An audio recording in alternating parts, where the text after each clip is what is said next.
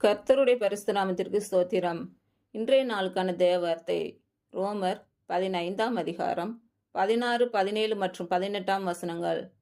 தேவன் எனக்கு அளித்த கிருபையினாலே உங்களுக்கு ஞாபகப்படுத்தும்படிக்கு இவைகளை நான் அதிக தைரியமாய் எழுதினேன்.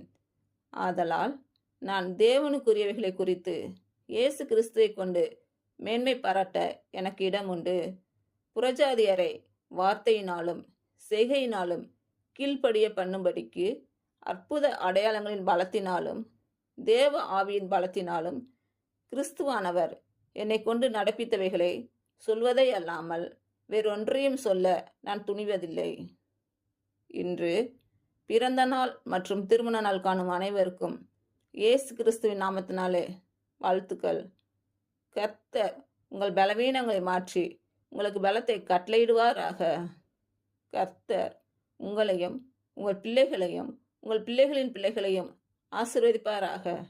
கர்த்தர் உங்களோடு இருந்து உங்கள் பணிகளையும் பயணங்களையும் ஆசீர்வதிப்பாராக.